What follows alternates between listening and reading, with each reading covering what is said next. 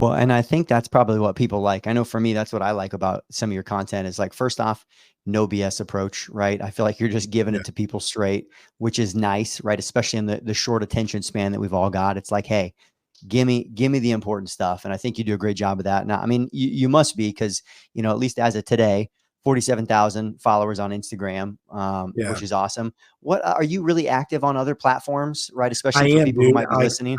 my my handle is the same on all platforms. Like, so it's Facebook. I have an X, like Twitter, but I don't really use it a whole lot much anymore. Yeah. Um, but Threads is the same, Dr. J Mike, Instagram, Dr. J Mike. Now I do have a YouTube channel. I have some older videos on there, but I'm getting ready to like really beef that up a lot more. I have some videos ready to go already. So those that are listening, you should be seeing those come out more in the next couple of months. Love that. Well, first off, I appreciate you coming on the podcast. And for anyone who's listening right now, I've been fortunate to get to know Dr. Jon Mike for a number of years now through the fitness industry, as a speaker, educator. So Dr. Jon Mike, PhD, more certifications than I can probably list out here right now. A former professor in exercise science. Are you still teaching right now or not currently? Not full time anymore. Yeah, I'm like once a year, one class a year. So just because my travel schedule is, is Yeah. picked up a lot, and other things like within the entrepreneur and business space. So, yeah, it's so not as much. Sports performance, strength conditioning coach, published writer, author, and speaker, and now podcaster with me, which I'm excited to Right. dive in because I like what you were saying about, you feel like you've realized over time that you're really kind of this B2B and B2C, which to me means you do a great job of speaking to both coaches and trainers, as well as those who are just trying to level up in the gym. And, Right. it sounds like that's kind of the direction that you continue to go. Yeah, for Um, sure. I mean, like it's a by the way, thanks for having me on the show. It's awesome to be on, talking to, high level, very like-minded people such as yourself. So, yeah, I mean, in terms of the content stuff, I mean, it's definitely evolved like over time. And, my specific audience, the vast majority of them are coaches and trainers, but I also have people that follow me just love to go to the gym 3, 4, 5 times a week, wanting to get stronger, wanting to be more powerful. Hopefully, my content helps them break through training plateaus. So mine's more like, B2B, but I also talk to individuals that just like to work out on a daily basis. They're neither a coach nor a trainer, and there's nothing wrong with that. But again, it's trying to find out, like, for those that are listening or trying to build a brand and build online content, who is your specific target audience? What's your demographic? Like, who are you actually talking to? What high level value are you going to really bring to them? And how are you going to make them really better? Right? Because that's really what it comes down to. Like, I mean, it's not so much that you just want to post content. Like, well, what kind of content? Who are you speaking to? Like the audience? Like, it takes a long time to understand those types of pillars and those components. and how would you describe, right, if someone was asking you, especially maybe someone who's never come across your content, which would be hard at this stage to not see something that you've put out. But how would you describe like your approach towards training, just in Yeah. general, like training the body, training people? Yeah. I think overall, I mean, I've said this many times in the past, of course, over the years, and most of my philosophy is come from just overall experiences and exposures. And I talk about that a lot. I mean, I think a lot of trainers and coaches certainly can have a lot of experience, but their exposures are often very limited. And what I mean by exposures is, for example, like if all like bodybuilding, okay, nothing wrong with it. People still train it, people still compete with it, nothing wrong with it. It's still popular. If all you know is that type of training, then that's the type of training that you're going to be able to give to your clients and your types of athletes. If you're more exposed with a wide variety of training methods, this could be things with powerlifting mixes, strongman stuff, kettlebell things, sandbags, different equipment, rotational stuff. The more experiences coupled with those high level exposures, you'll be in a better position to give your clients and athletes not only more well-rounded training, but things that they actually need to focus on. Like, for example, people train too much in the sagittal plane, they can't stabilize in the frontal plane, and they lack power and rotation in the transverse plane, right? So I'm a big advocate of, obviously, like, rotational power, but not everything is a barbell, a dumbbell, like, or a kettlebell. In fact, like, you can actually get pretty strong, say above average strength, and never really pick up a barbell. right? You don't have to do barbell deadlifts or sumo deadlifts. Like you have trap bar, you have all these other modalities and all these other tools that we have at our availability now in the industry, that a lot of it we didn't even have 10, 15, 20 years ago. So the availability in terms of tools are there. It's just the job of the trainer and the coach to understand what the tools are, how to use them, how to use them maximally for themselves, right? Because you never want to program things for a client or athlete that you have never really tried in some form or capacity, right? So those are some of the philosophies that I've kind of gathered over the years of my experiences, coaching and competing, and now kind of migrating over to different areas. And I know you're a former athlete growing up, but I think that the piece of this story that I love the most, mostly because I can relate to it, is is having kind of that moment. And if I'm not mistaken, for you, it was like watching these guys on the WWE Yeah, and seeing the mixture, which is actually really cool. The mixture of like physique and athleticism that you don't necessarily see in a lot of other things. right. So like how did that kind of turn you on to like all that you're doing now? Yeah, it's a kind of an interesting story. I mean, we all kind of have like similar stories in terms of how we kind of got into the industry. Most people, it's like, oh, I like to work out and exercise. So I guess I'll, get into that, get into the arena, so to speak. And there's nothing wrong with that. I mean, we all have similarities and differences in terms of how we kind of got started. For me, it's like, I remember this was like in maybe early 1999 or summer 1999. I was late in high school, I think, getting ready to go into college. And I turn on the TV, and there's like, at the time it was WWF. Obviously, it's been WWE for over 20 years. But like I turn on the TV, and it says like Louisville, Kentucky, like in the background. So there's this live show, a pro wrestling show in like Louisville, Kentucky.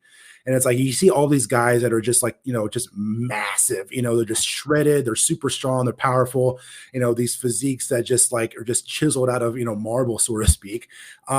And I knew I was getting ready to go into early college, and it kind of like set the tone for me to just start wanting to really get in shape, gain more confidence. I had no idea what I wanted to major in. And most people don't even really know this. Like I thought about majoring in music because I play guitar and I play piano, actually more piano now than guitar, but I was like, I don't think long term like this is going to be very lucrative, for me. So I took like a weight training class, first part of college, and I was like, okay, maybe there's something related to exercise or fitness, and there was exercise science, and fast forward 20 plus years later, I mean, here we are, So, and I still watch WWE to this day, like a huge fan of it. Actually, they have more attendance than most other major sports games. It's insane. It So, is crazy. it's crazy, man. It's all over the US, all over the world. It's entertainment, put smiles on people's faces, very physical, obviously. So that kind of set the tone for me to get into more the dominant, realm in terms of the physique. And obviously then I migrated into, competing in strongman after that. Yeah, and I think anyone who truly watches, either they grew up watching or even if they haven't, they go and watch, like you said, to see the mixture of athleticism, even for guys like obviously like The Rock is huge these days, and he's been huge Mhm. forever.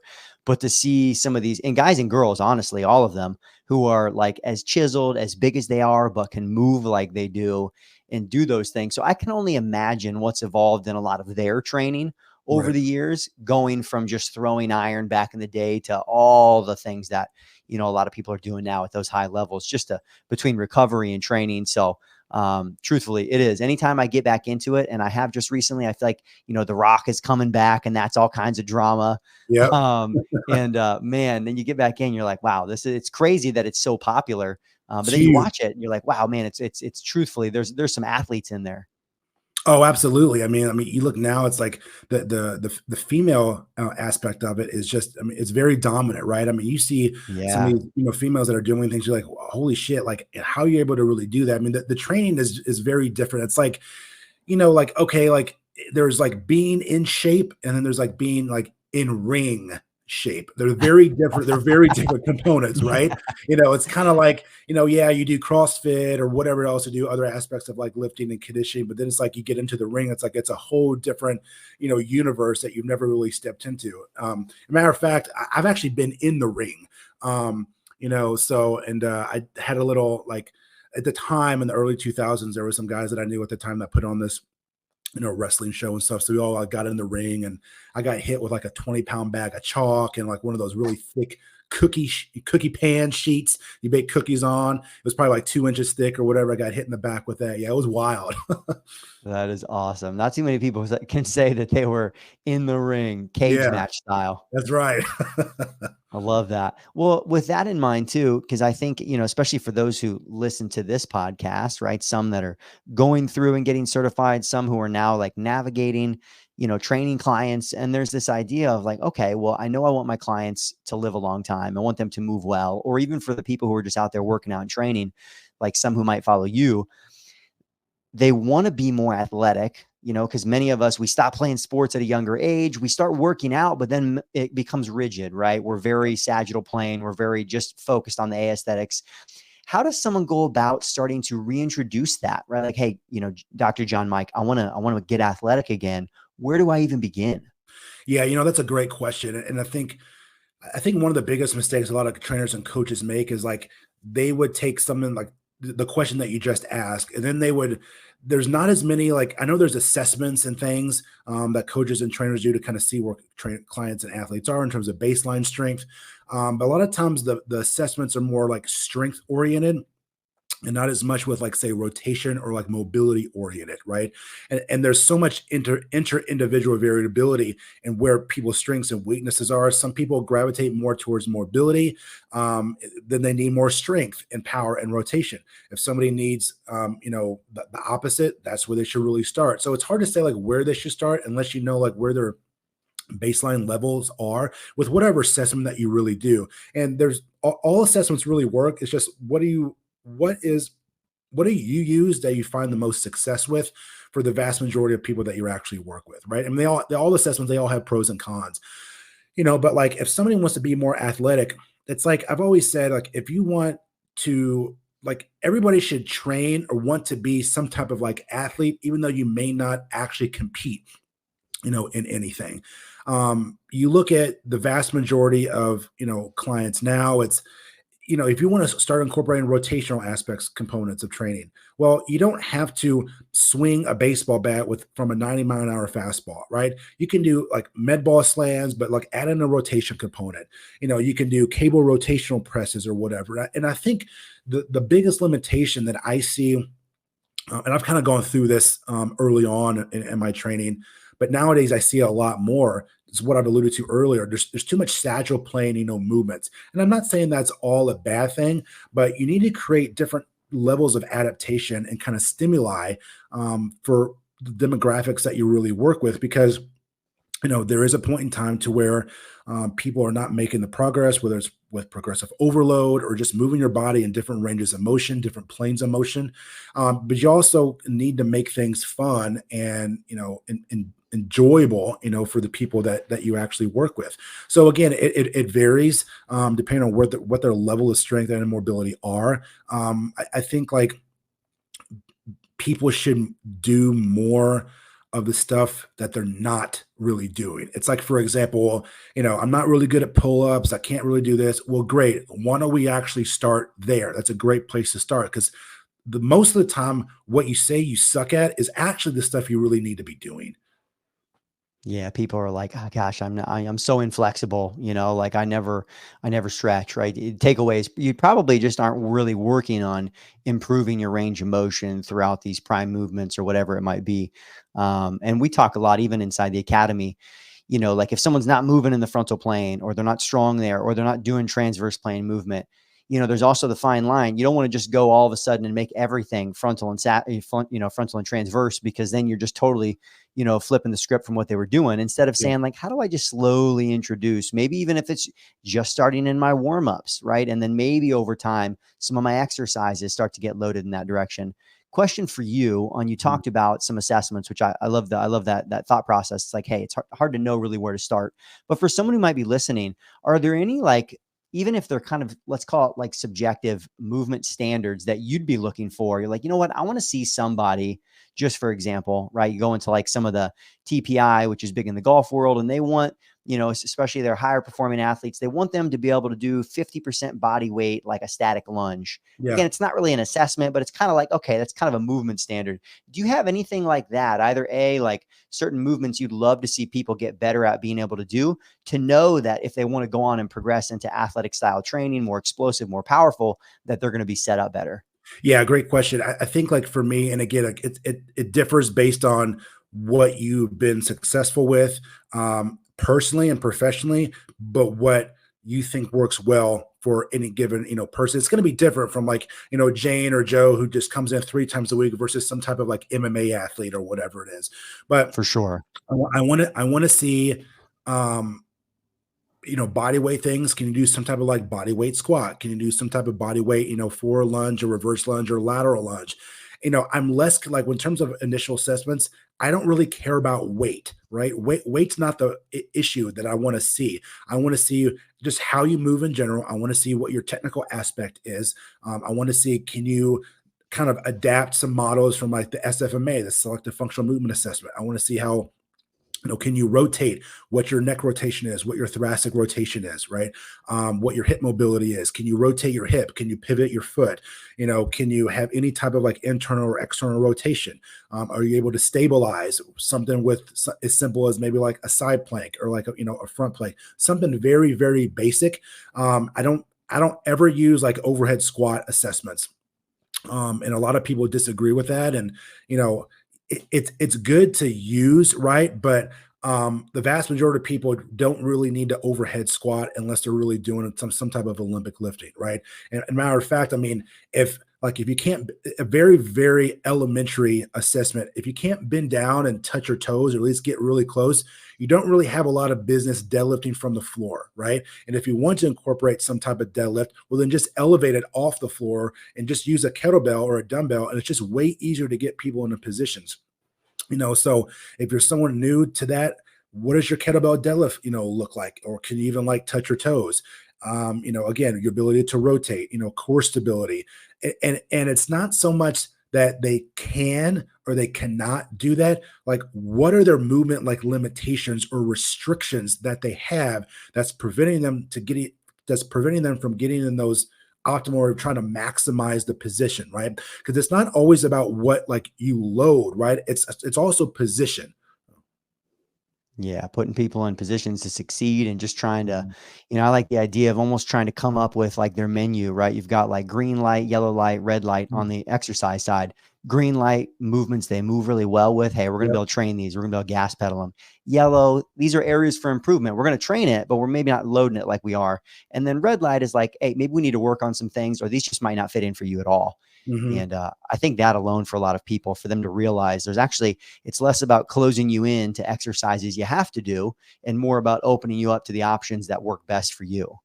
Yeah, it's always like trying to fit the person to the exercise and not the other way around, right? It's like, there is so much more to train. I mentioned this on a recent Instagram story, and I think Threads post too, but like not everything needs to be revolved around like squat, bench, and deadlift or squat, bench, and power clean, right? There's still a lot of coaches at the collegiate and pro level that's the kind of like their main bread and butter with other things kind of sprinkled in. But like I said, you can get pretty strong and not ever really do. You can get pretty powerful and not really ever incorporate a lot of power cleans. There's certainly a lot of variations, of course, derivatives, of Olympic lifting, but there's also aspects of those movements and movement patterns and like the sequence and the segments that you could do of those patterns that do not involve a barbell. You can do a kettlebell, you can do a dumbbell, you can do sandbags, right? So like I've started to really kind of develop a another philosophy, and that's like not only what is like the movement, but like what's the level of skill, what's the level of physical demand, and what's the level of like central nervous system demand. Let me give you some examples, right? So like a barbell deadlift versus a trap bar deadlift. I made some posts about this, a couple times in recent months. Is that a barbell deadlift is high technicality, it's high skill, and it's high physical demand. Okay, trap bar deadlift is all those things, but it's less, right? It's less skill, it's less physically demanding, and it's less technically demanding. And then you go lower down on the skill level scale, if you will.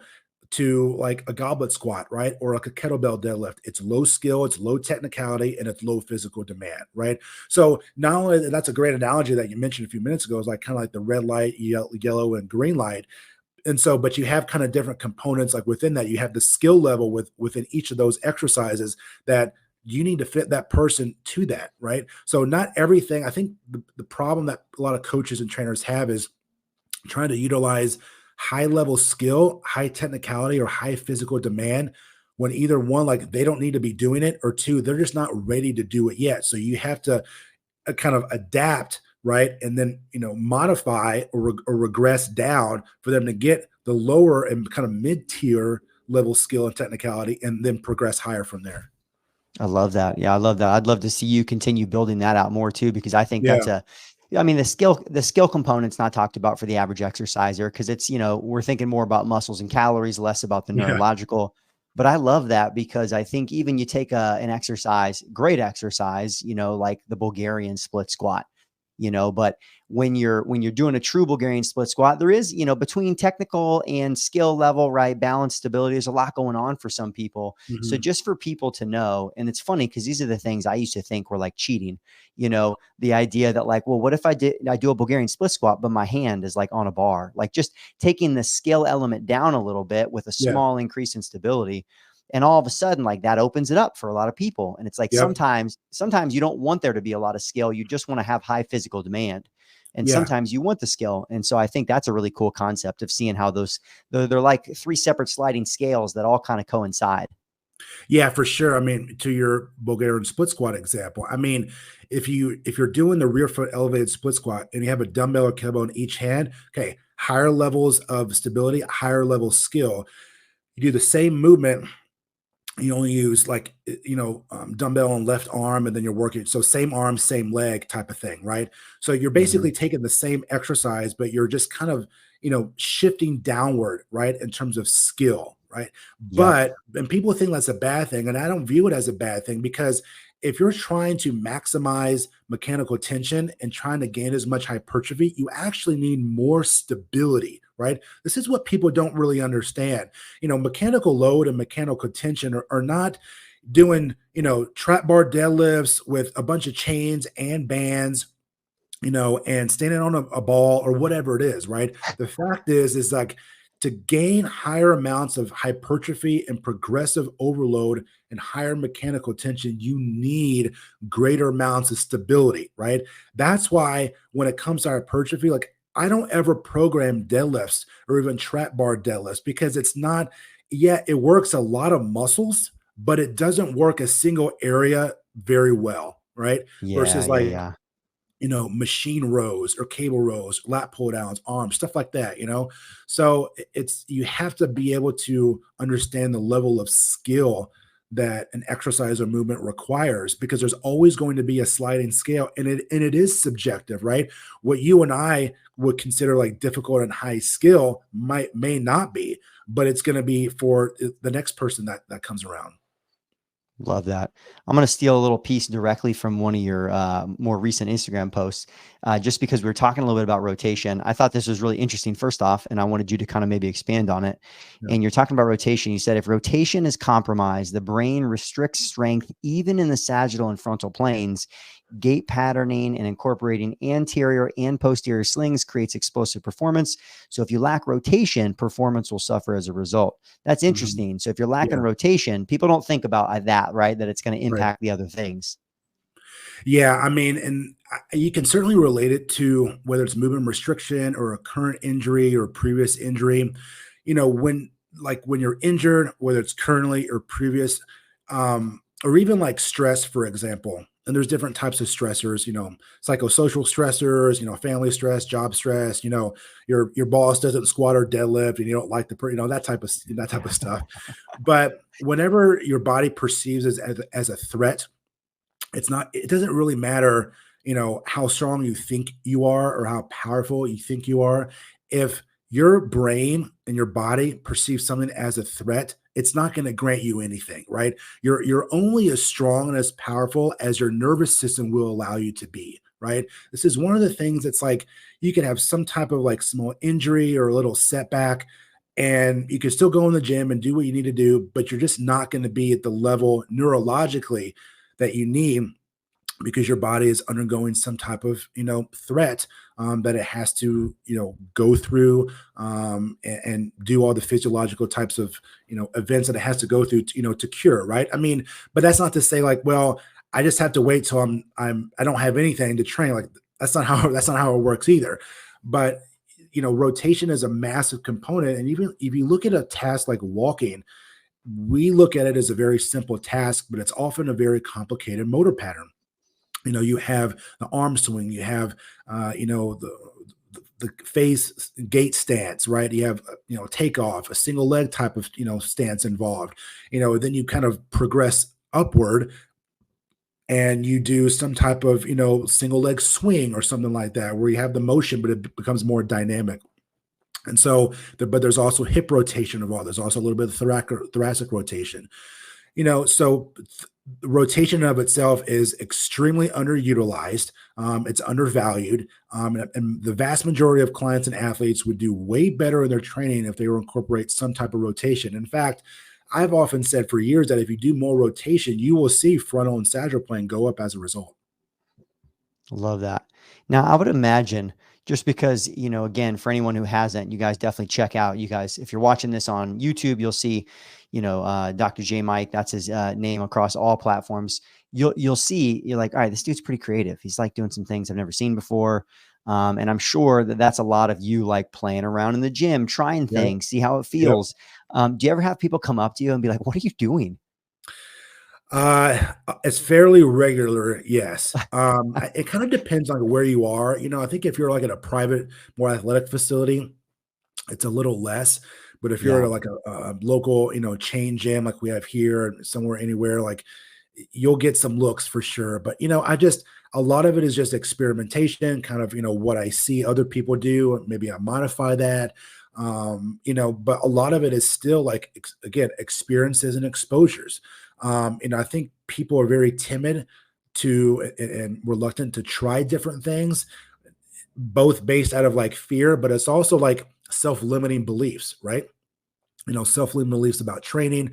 It could be eating or nutrition related. That extends to all aspects of training is like self-limiting beliefs. Well, I don't know how to do that, so I'm just not going to do it. Or, I did this one time and it didn't work, so I'm not going to do it. And what they're really not telling you is like, I didn't really try enough, right? And do it multiple times to see how it can kind of modify, whether it's load, whether it's position, or whether it's equipment, or whatever it may be. Because you could do the same movement pattern on different types of a similar equipment, and the outcome is completely different. Well, and I'm going to guess the content creation side of things that you're doing on cross platforms, as well as just you in training. You're talking about rotation, you're talking about power, you're talking about mobility, all these things. I would imagine that they're all things that you're doing. Otherwise, you wouldn't feel so confident in like putting things out. Is that right? Oh, absolutely. I mean, I can't, I will tell you, I'm not going to sit here and try to make some stuff up. Like, there's some things that I have posted in terms of content that I've only tried a couple of times, or it's the first time I've done it while I'm actually filming, right? I mean, I make sure like I do, a good thorough warm up and talk about and go through all the things that we've talked about so far. But Yeah. sometimes with some of the movements, like it's like the first or second time that I've tried it, right? But that's a good thing, right? I mean, there's just certain things that may not work well for me. Like most leg presses for me, like don't really work well for me. And it's not because I don't like leg press or somebody shouldn't do it. I just cannot fit in most leg press apparatuses, They're right? not built for Dr. I'm Jon not Mike. built for most leg press machines. But like most hack squats, do pretty well. Like the pendulum squat machines, those are awesome. Anything kind of like Elite FTS or like Atlantis or Prime related in terms of equipment companies, those do really well. But the vast majority of leg press is like they don't, in terms of range of motion, knee flexion, all that stuff. It just doesn't really do well for me. Like leg extensions, like works really great for people, but it's not a primary movement that I utilize, like, in my training for, for legs, squats, pendulum squats, rear foot elevated, frontal plane stuff. So again, like it depends on how you really respond, to certain exercise, and it's different for the vast majority of people. But yeah, there continues to be a large experimental component that I still utilize. And it's like, if I don't do it, how can I try to get other people to do it? And or if they like it, then if they can't do the what I really want them to do or the main movement that I did, well, how can you modify that to fit their criteria? Yeah, yeah, and I think like you said, a lot of people are scared either A, if they're just, they want to do more stuff, but they're kind of scared of being that person in the gym who's doing, outside the box stuff if they're at a normal big box gym.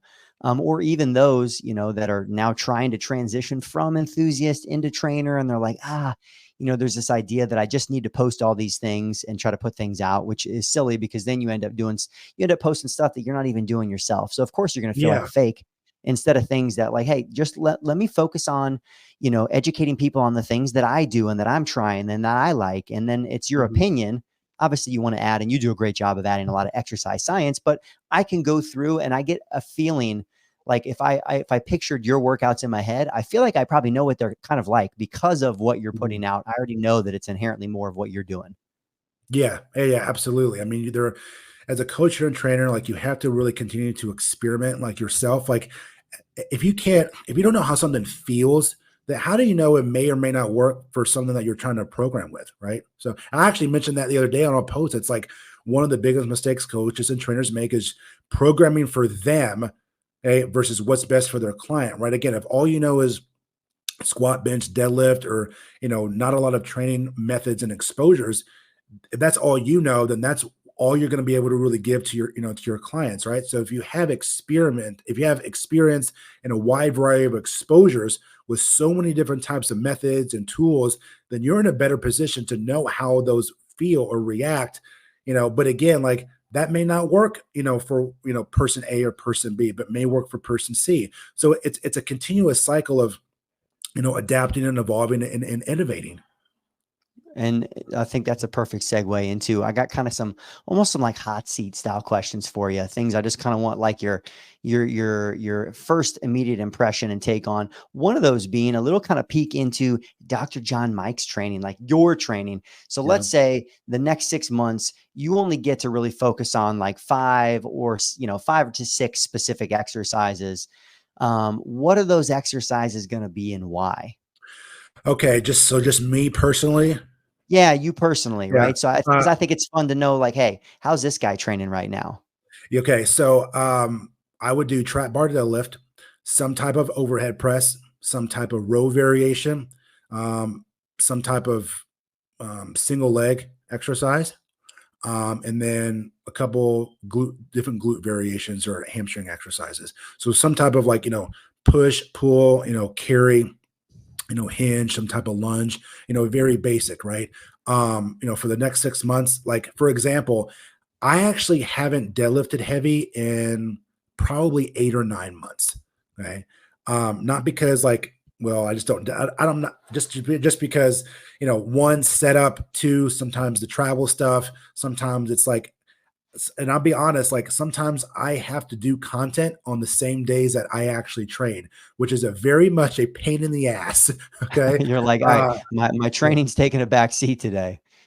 Yeah, for sure. So, for those that are listening, like some type of trap bar deadlift, some type of like row variation, a hinge or glute variation, single leg exercise, some type of rotational pattern, right? And some type of like overhead work. That could be dumbbell or it could be a neutral grip bar, or maybe if you want to get really fancy and crazy, you could do like a log press, lat raise, something like that, right? I mean, so the very basic core elements and basic fundamental training principles. And especially for, let's say for rotation, what do you find yourself using most often? Do you find yourself gravitating towards using cables, quite a bit? I'm sure you use a variety of different tools, but what's kind of your go-to? Probably the go-to for in terms of rotation would be bands and cables, right? Definitely prefer cables because you can typically load it, a little bit more.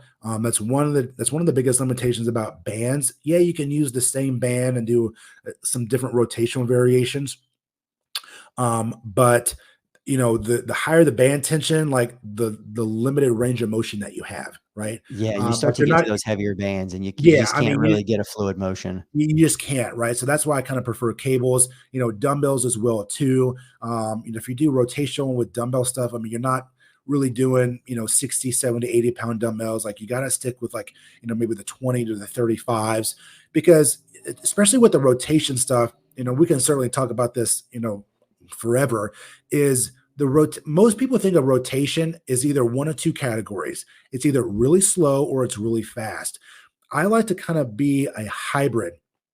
Is you can do like rotational power punches, which could be slow and controlled or fast and dynamic.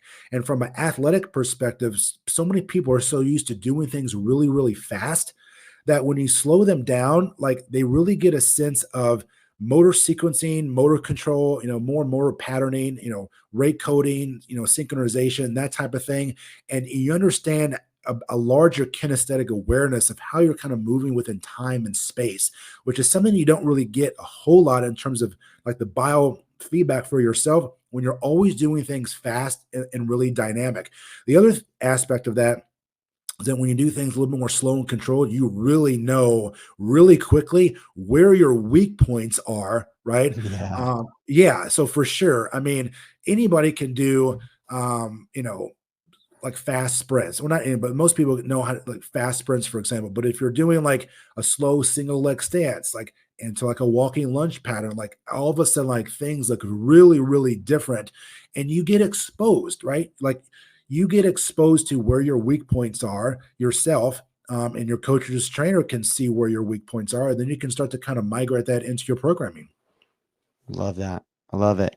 So, tell me, what's the top trend right now, either in the gym or just in the fitness industry, that you would love to see die? Top Um, trend that you would love to see just go away, just get rid of it. gosh, there's so many on the list. I would say that I don't think there's a single one. I think there's a few. This knees over toes, stupid crap. That needs to just completely die. Anything related to like creatine or high protein, that people think protein is just going to like blow out your kidneys and give you cancer and all this other stupid crap. On the so that's more on the nutrition side. The training side is um, like, for example, kind of like on the rehab side where if doing some type of like ankle sprain or whatever it is, it's like you can do rehab exercises like for those, right? Shoulder, you can do stuff for that, but you have to like load it like over time. Same thing with quads, same thing with hammies or whatever. But all of a sudden, like when it comes to stuff with your back, it's like, oh, well, you shouldn't have used heavier weights or go like progressive overload like over time. Like it's completely just like asinine, right? The philosophy of the thought process is completely backwards. I think we have a Yeah. tendency in this industry to just make things a lot more complicated than what they really need to be, because someone's always trying to sell you some stupid shit just so they can make money. So they purposely just make things more complicated for you just so they can sell their stuff that everybody knows doesn't work. Oh, Well, and I think that to me, that's usually the sign of for me, like when I'm looking at coaching for business, coaching for training, whatever it is, those who can simplify everything, to me, that's what I want. I already got enough yeah. stuff going on in my head. I just need someone to simplify the concepts, allow me to execute and go from there. Mhm. So I like that. Top trends we'd like to see die. I'll take that. And then top trend, what would you like to see either continue or come back? Because that definitely, the fitness industry is cyclical, even in the short period of time. I've been training for 16 years, working out for 20 plus like you. So what's one of the top trends you'd either like to see continue on that's good for people, or even one that you'd like to see return? Okay, so those I want to see continue Yeah, trends that is you're like, hey, this is great. I love this. I would say continue would be more of the foundational stuff, right? The push, pull, carry, the bread and butter foundational core, or just foundational, principles of training. Um, hinge, push, pull, carry, that type of stuff. I want to see those trends, continue. I think something that just needs to what was the second part? So continue and Yeah, then yeah. Either continue or even things that you're like, you know what? Like, why did we stop doing this? The things um go through cycles, things that you would like to see return or kind of resurge in return. people's Yeah, training. I would like to see the return of um rotational stuff, particularly within the large, general population. For example, I would like to see that, come back. Anything rotational oriented. I would also like to see the return of, honestly, bro, like just common sense, you know. And I know that that might be like silly to say, but it's like people are shocked that whether they're trainers or just gym goers, like just don't have a lot of common sense, right?